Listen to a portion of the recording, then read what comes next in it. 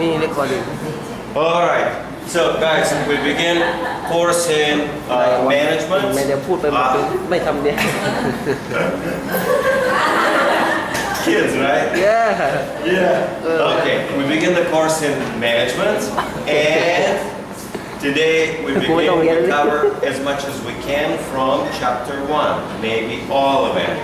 Chapter 1 in management, in introduction or principle to management, is simply, well guys, hello. Okay.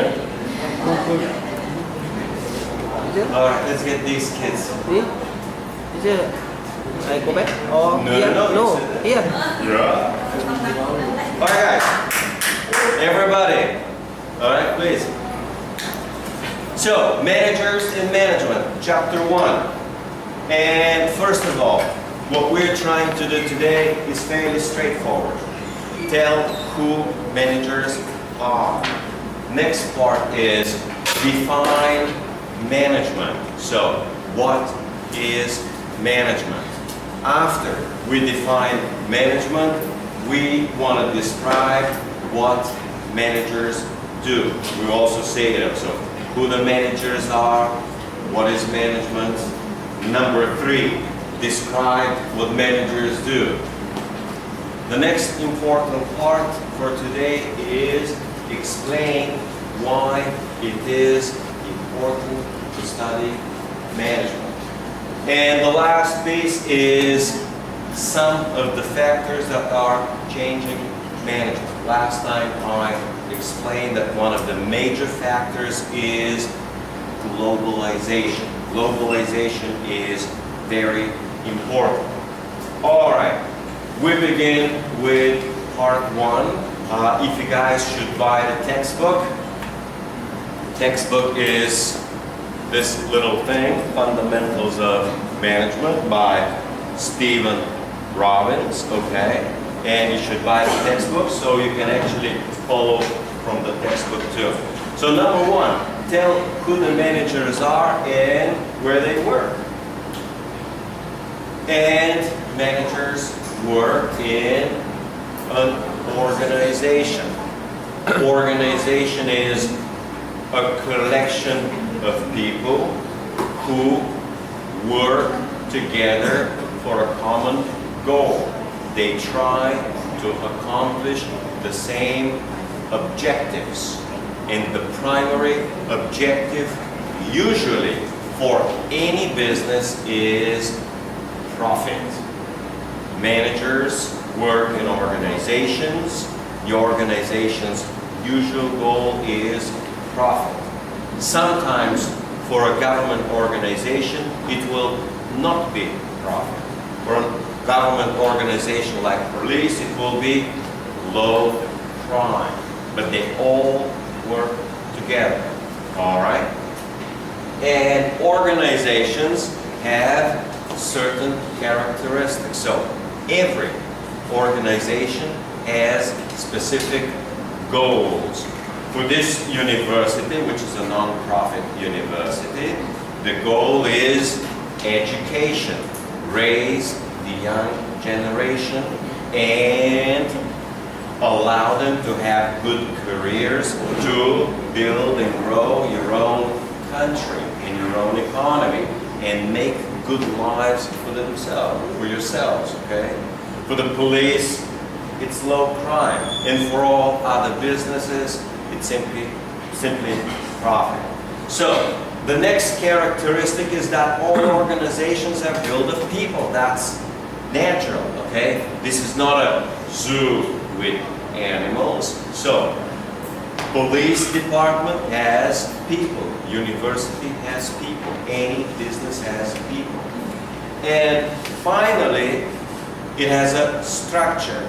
Structure means there is someone at the top, then there are people beneath it, and beneath there are people, and there are different, we call levels, different levels of organization. So, this is an organization. Hello girls, class begin, okay? Next time you're going to be out, okay? So, Organizations have structure, and it's called level of structure. And as it's coming in a minute, you're going to have a top level of structure, middle level of structure, and lower level of structure. All right, this is a simple picture for kids. And the picture is, you see the goals, okay? You have certain goals, you have certain people, and this is what a structure looks like. Of course, let me show you here. Here, you're gonna have maybe 3 more. Here, you're gonna have 3 more. Here, you're gonna have 5 more, okay? And the structure is like a tree, okay? For a big organization, it may have 6 or 7 levels of structure. In other words, they're going to be mini boss, they're going to be bigger boss, they're going to be mega boss, and they're going to be the top boss, okay? I mean, you're going to have a lot of level of management. All right, so every organization has 2 types of employees. The first one is non-managerial, and here it is, non-managerial. Non-managerial employees are not responsible for anybody else. They are responsible for their own work.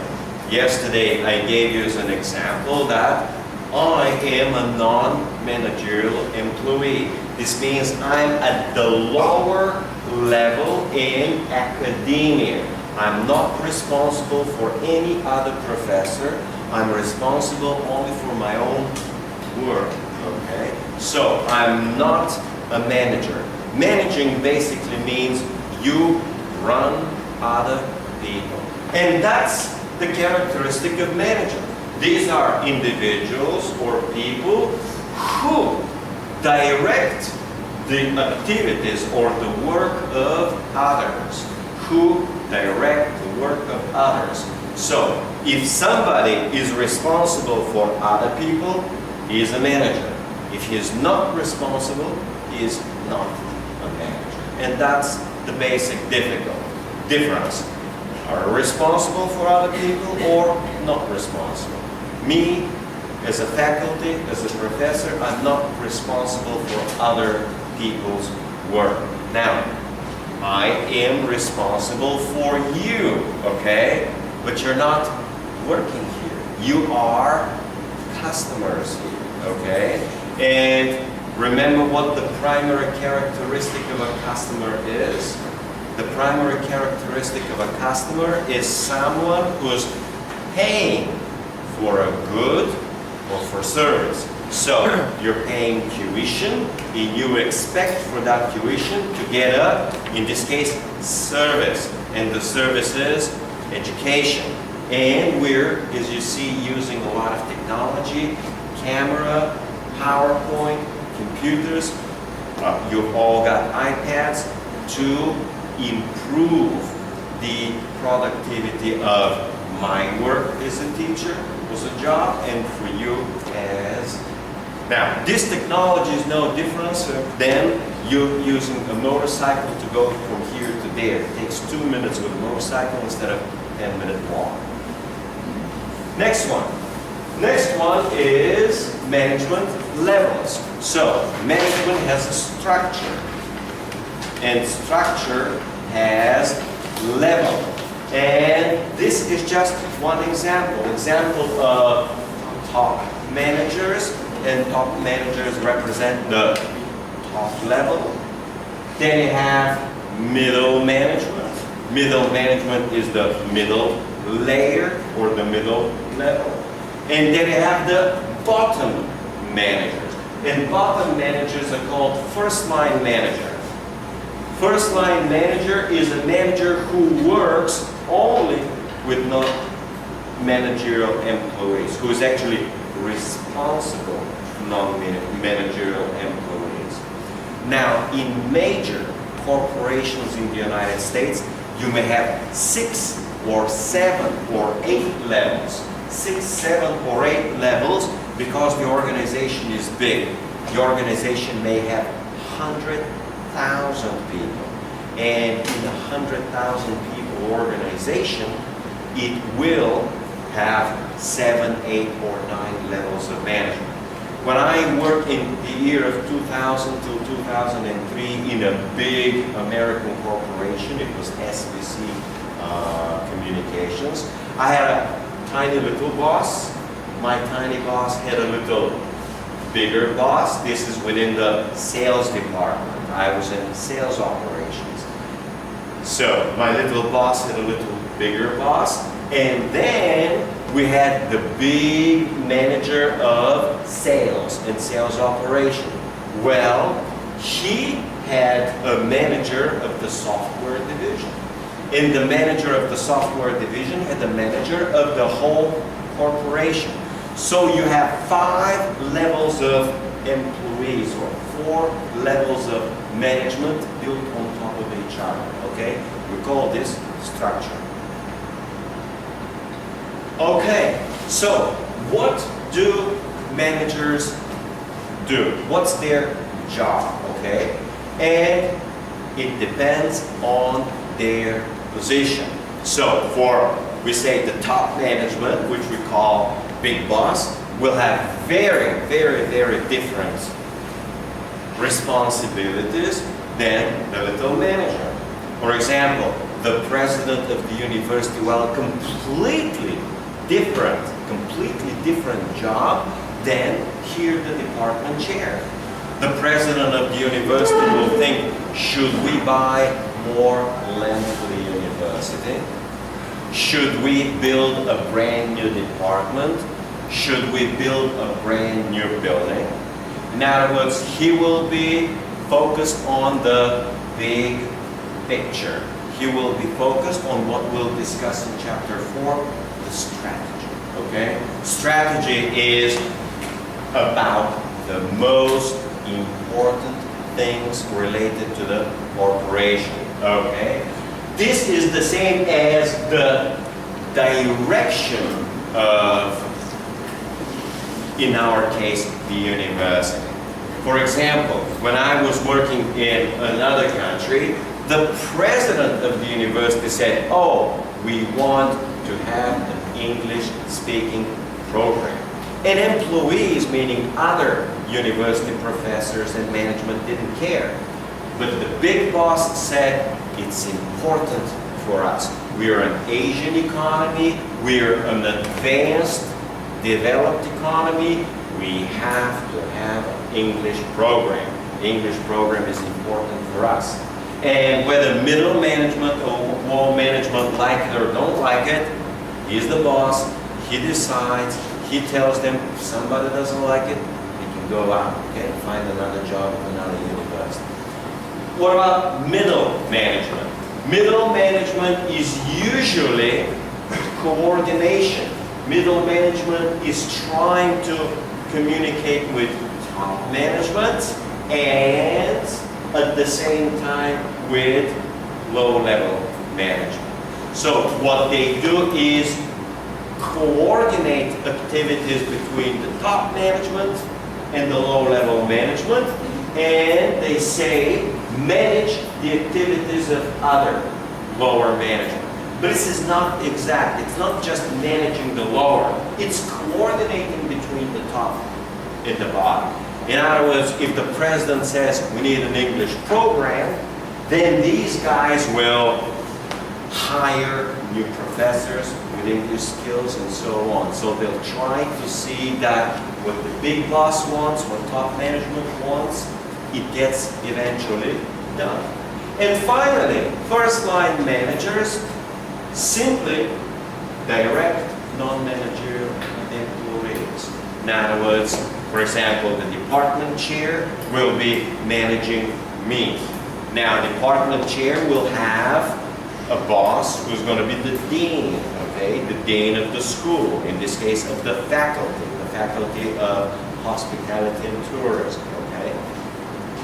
So, this is what basically these guys do.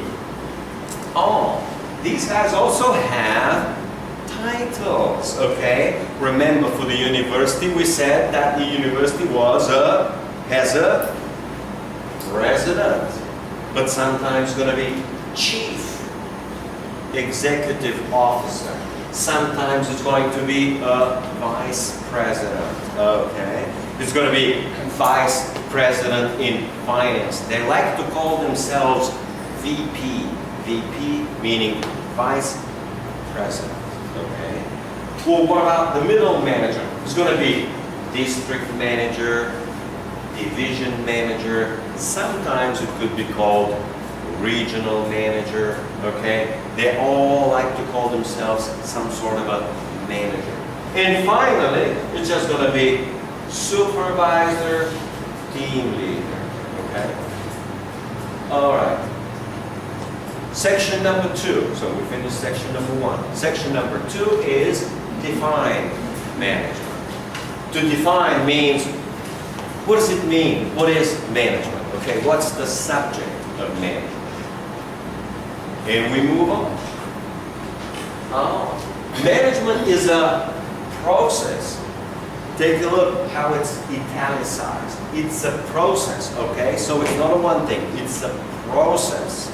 So it's a number of different steps of getting things done effectively and efficiently.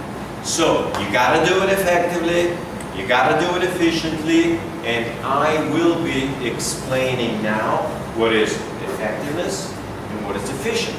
There's a big difference between these two. In English, they sound the same. They're very different. To be effective means to accomplish the goal, achieve the goal, mean doing the right things, okay? So you want to get the job done, getting the job done. That's what effective means. Means getting the job done, accomplishing the task. For effectiveness, my job is to teach you elementary management or principles of management. My job is to teach you and for you to learn and understand basic management. But I also have another goal, another objective. And the other objective is to teach you to communicate in English easily. And part of the exams will be open questions where you actually have to write sentences in English. Sentences have to be fairly good and of substance, okay? So I actually have 2 jobs. One is teach you general English in the language skills where you can also communicate and write in English. And the other one is management. So that's effectiveness. Efficiency is associated with getting things done quickly, getting them done with little resources. So efficiency is about the ratio between input and output. Output is the effectiveness. Effectiveness, what's the output? How much you learn. But efficiency is about, was I able to teach you in 2 weeks, or in 5 weeks, or in 20 weeks, okay? So efficiency is how much work you do to get there, okay? So, example of efficiency is, you want to go from here to 7-Eleven, which is about how far? 5 minutes away, 2 minutes away? It depends. It is 2 minutes away if you go with a motorbike, okay? But if you walk, it's 5 or 8 minutes, okay? So the goal is you get to 7-Eleven and buy yourself lunch, okay? But it is less efficient to walk because it takes 7 minutes. It is more efficient to go on the bike because it takes 1 minute, okay? So efficiency, you still go 7-Eleven. You still go and eat, okay? But with a motorcycle, it is more efficient, okay? So that's one type of more efficient. Another type of more efficient is what we sometimes do with PowerPoint. Today, you do not need to print PowerPoint. Why? Because you already have it in electronic form, okay? You already have it on your LMS system. The LMS system is actually known as Moodle originally. You can download. In other words, electronic form is more efficient than the paper form, okay? Paper takes paper, right? Electronic takes only electricity. All right. So, efficiency is associated with resource usage. So, in efficiency, you use little resources and get a lot of outputs, okay? In our case, the resource of going to 7-Eleven was time. More efficient means you take 1 minute with a motorcycle. It takes 7 minutes walking, okay? Well, if you want to be more effective, it's going to take more resources. So, if we want to teach everyone excellent English here or excellent management, it's going to take more time, more exams, more resources. So, we say there is a trade-off between efficiency and effectiveness. If you want to be very efficient, usually you're not very effective. Okay, if you want to be very, very effective, you're not usually efficient. So, if you want to achieve a lot of big goal, you need a lot of resources, and it makes it inefficient, okay? And the opposite is true. And that's why you have these here, you know, resource usage goes down, and respectively goal attainment. All right, yeah, when they say resource usage or efficiency, efficiency is associated with waste. Here's another good example of efficiency. Efficiency is about education. Now, we are having here, let's say, 45 students, but the whole class is 55 students. So, for example, maybe 10 students are not attending class, okay? One way to achieve the education for all 55 is we have a separate class for 2 hours, okay, and teach those 10 people, okay? So that's one way to do it. But there's another way, and the other way is called a camera. We record it on the camera, we put it on YouTube, and then they can watch it later at their own time. This makes it more efficient. Camera is same as motorcycle. It saves time, okay? Someone could be sick, someone can have other problems. They can use the camera for better efficiency. Okay. So, number 3, section number 3. What do managers do? What is it they do? All right. We got different views. We got different philosophies. So you have a different, it's called approaches. There is what's called the functions approach or the functional approach. And the functions approach was proposed by some French industrialists, okay, that managers perform certain activities. So, according to the functions approach, it depends on which are the activities that managers do. And these are 4, which we'll see now in a minute, which you'll remember, which is, as I mentioned to you yesterday, something like a question on the quiz. The question on the quiz is, which are the major functions in the functions approach, okay? And here is the answer. The answer is the 4 major or the 4 primary management functions are planning, organizing, leading, and controlling.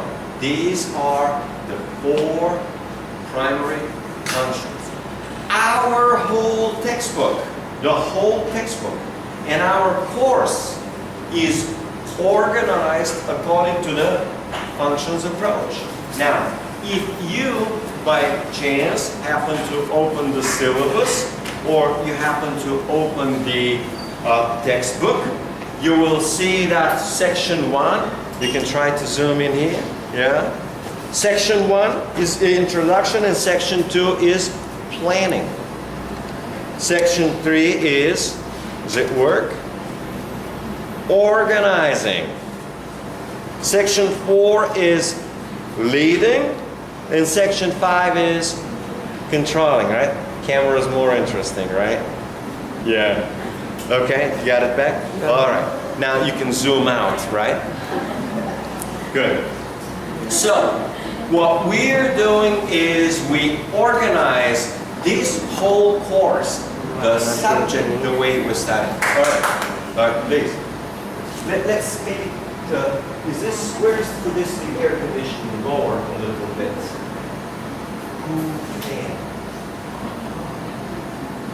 All right, so we organize the whole course entirely based on the 4 primary functions, the 4 major functions. And over the next 10 or 11 weeks, we're going to spend maybe 2 weeks here, okay? Or 3 weeks here. Maybe 2 or 3 weeks here, 2 or 3 weeks here, and 2 weeks here. And remember, we got about 2 weeks of introduction. In introduction, we've got 3 chapters to cover, okay? So, probably for the introduction, we spend about 2 weeks, and for each of these, we spend about 2 weeks, okay? And we're going to have some exams and other things, right? So, planning. What is planning? And planning is you want to find out what's the goal, what's the purpose, what's the objective. But you want to be a little bit more specific. You can't just say, educate kids. Well, you want to say something like, we want to educate 3,000 children and give them or graduate them with a bachelor's degree, okay? That's more specific goal. Then you also say, we also want to have 500 master's students. And now I understand a major goal. Hello, I'm still here. If you have questions, you ask me later or ask me, okay? I mean, I'm your main consultant here, okay?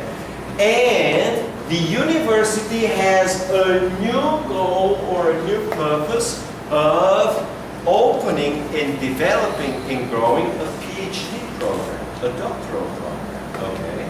So they want to say, we want to have a PhD in 5 majors, in 5 major fields. So every organization will have a specific purpose. And the purpose here, as I said, is education, okay? The purpose for a typical hotel is profit. But you want to say, we want to make a 1 million profit or 2 million profit, okay? Sometimes part of the planning is we're going to open a new campus. Now, you got to understand this university here has 5 different branches. And the very president of the university will say, oh, our major goal is to open campus number 6, okay? And campus number 6 is part of the strategy of the big picture, okay? Next, number 2 is organizing, okay? Well, in this university, the organization first is done in 5 different campuses, 5 different locations, okay? Here in Phuket, right? You have how many faculties? We got a faculty of international studies, right? You got a faculty of hospitality and tourism. You're all students of, right? You got a faculty of engineering, and maybe 2 or 3 more faculties, okay?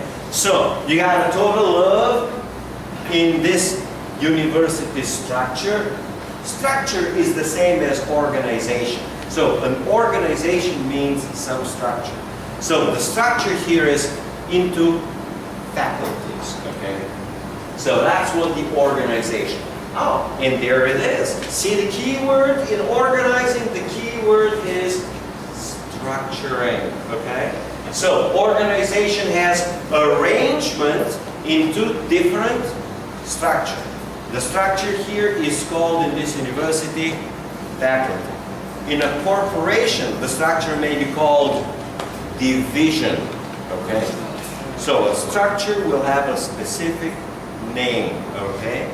In a typical university, the main structure is called the school, the business school, the law school, medical school.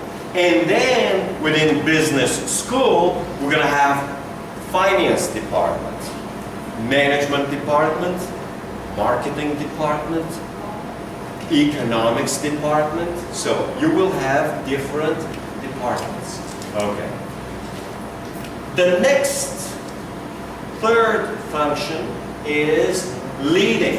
Leading is the same as directing.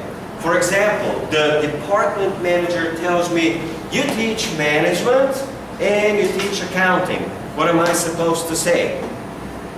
Supposed to say, yes, boss, right? Or, okay, how many groups? She says, 2 groups in management, 1 group in accounting. I say, okay, boss. Where's the classroom? Okay, which is the textbook? Okay. So, leading means manager managing other people. Could be other managers or could be first level employees. And it is associated with directing. Directing. So basically, department manager says, leading, you teach management, you teach accounting, you teach finance. So giving us different type of work, and part of leading is also keeping people responsible. And keeping people responsible is controlling. So you watch them. Do I come on time? Do we actually do work? Do I actually teach you?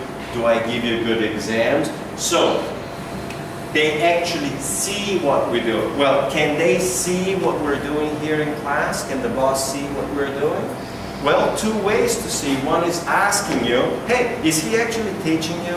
Are you really learning something? That's one way. But there's another way, and it's the camera. They can actually see that I'm teaching you. They can actually see I'm doing. So, next one is comparing. There are 3 professors in management. Let's see, what is this guy teaching? What is that guy teaching? Okay. And also correcting. Correcting means maybe professor leaving students 10 minutes early, okay? And say, oh no, you gotta keep them till the last minute, okay? Or maybe professor comes 10 minutes late to class and say, oh no, you gotta come back on time. Or correcting means you cannot give them 5 quizzes. 5 quizzes, way too much, right? Or maybe they say the opposite. No, you gotta have at least 3 quizzes, okay?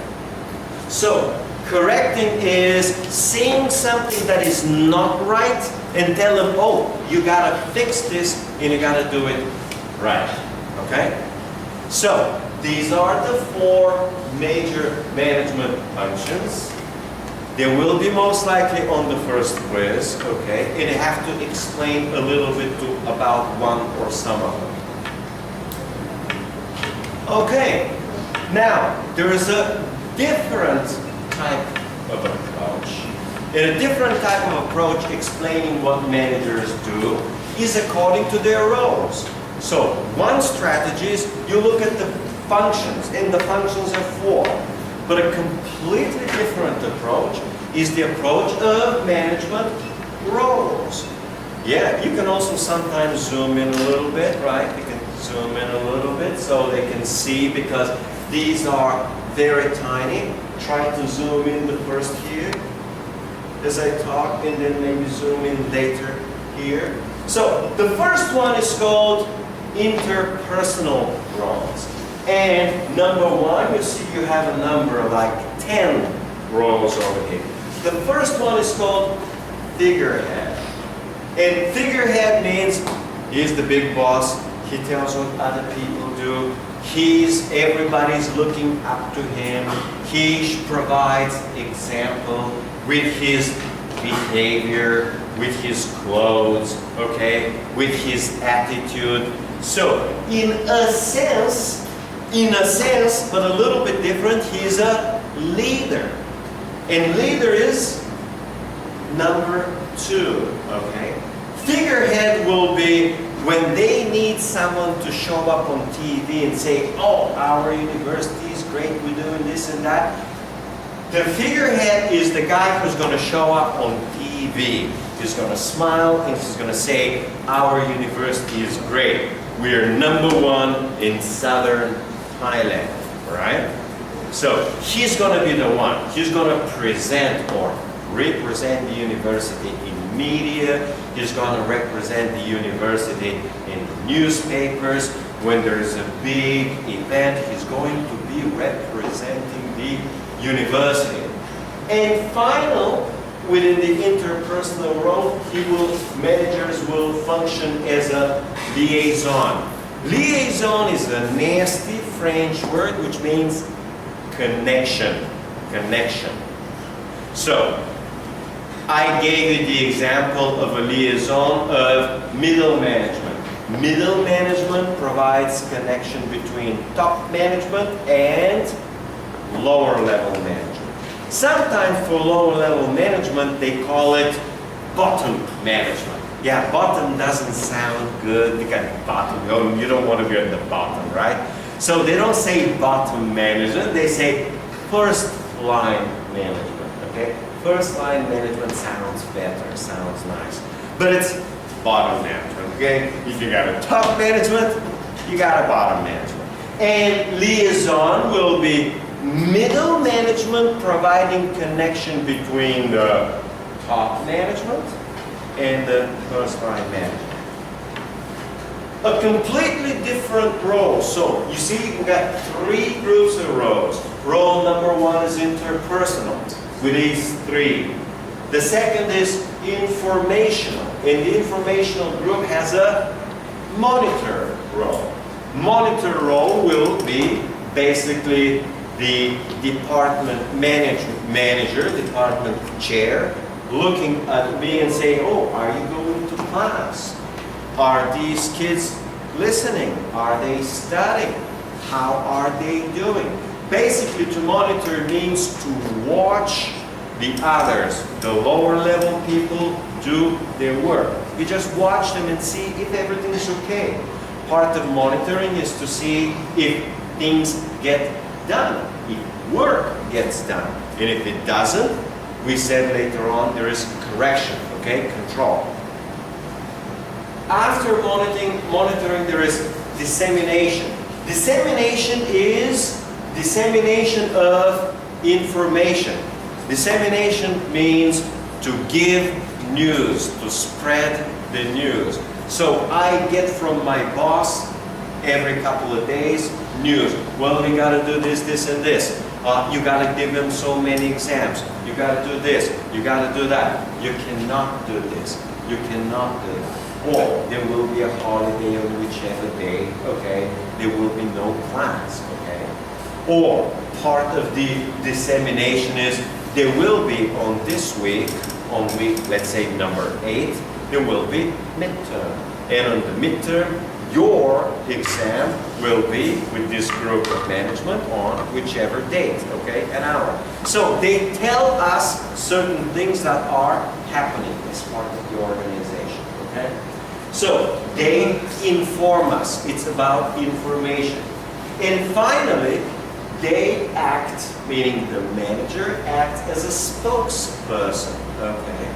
So a spokesperson means someone from the department will come along and say, oh, based on our department we have so many faculties and whatever it is. So they will be representing the department, okay? Department is, let's say, 8 people. Well, who's going to talk about the department? Well, it's going to be the department chair. In other words, the manager will be the spokesperson who represents that business unit. We say business unit is part of the organization. And finally, you got decisional roles. And decisional role is that of an entrepreneur. You're familiar with this word? Entrepreneur means someone who tries to do new things, and those new things to accomplish maybe new goals, or to do something different, or to do something differently and better. Now I'm acting as an entrepreneur by introducing a camera to the class, okay? Have you had other professors who use camera and record everything? No, well, sometimes managers will act as entrepreneurs. Well, they say, hey, we can develop this new product. Or the department chair will say, oh, we can have a brand new course in, I don't know, Italian cooking, or Mexican kitchen, or Mexican, we say cuisine, right? Or, you know, they can have some idea about introducing a new product, or a new service, or a new way of doing it. The next one is actually very important. Disturbance handler. This is the same as problem. If there is a problem, it's the manager's job to fix it. For example, if there is a problem in class, okay, or you're not happy about something, you go to the manager and say, oh, I'm not happy from this professor. He's not teaching us. Or he's bad to us, okay? He's the Mr. Bad Guy, right? So, basically, the major function of a manager is to coordinate, and if there are problems, to fix problems. These problems they like to call disturbances. A disturbance will be, for example, you know where we have offices, all professors, and there are 8 professors of us in the office. Let's say 4 on the left and 4 on the right, okay? And one of the professors turning up his music, okay? And say, well, but I work here. I'm trying to get work done, okay? Says, I don't care, okay? Well, what do? I go and beat him up? A little Thai kickboxing? Is this how it works here? You guys understand? Another professor having his music up, right, loud. I can't work. Well, what do? Well, I can't go and beat him up, okay? I go to his manager and say, look, your employee is disturbing us with his music. He is too much of a trouble. I come here to work. Could you please tell him to lower his music or to stop his music, okay? So you don't just go and kick him in the face, right? Okay, the next important piece is resource allocator. Resource allocator, manager will decide, you get 30,000, you get 50,000, you get 70,000, you get 100,000. That's one way to allocate the resources. Another way to allocate the resources, you have management. You're going to teach in 4504, whatever the classroom is. They're going to tell us, you teach in this classroom, you teach in that classroom. So that's a resource. Another type of a resource allocation is time. You say, you teach 8:30 in the morning till 10:30 in the morning, okay? That's another type of a resource. And finally, another type of an allocation is, you teach accounting, you teach finance, you teach management, okay? So basically, they try to distribute the work and they try to distribute the resources. Part of a resource allocation is, my manager comes when I arrive 3 weeks ago and says, this is your office and this is your key, okay? So office is a resource for us, okay? And the last, number 10, is negotiator. Negotiator is, I like to teach finance and he likes to teach finance and we're in an argument, okay? Well, this is where the manager comes and says, okay, if you want to teach this, you got to give him that, or, you know, whatever the problem is. For example, you got, let's say, 7-Eleven. 7-Eleven works 24 hours, okay? And there's a night shift, and there's a day shift. And the two employees arguing, one says, oh, I want to work in the day, the other one says, I also want to work in the day, okay? So, if there is a problem, they say, okay, you work this week during the day, and you work next week during the day. So, they try to negotiate. They say, whoa, but 1 week not enough, okay? And they say, okay, in June, you work during the day, in July, you work during the night, okay? So, they try to work with different employees and try to negotiate if there are problems. So, these are the primary roles that managers have. You guys want a little break? Like a 5-10 minute break? Yeah. Okay, let's see. There's a question there and we take a break.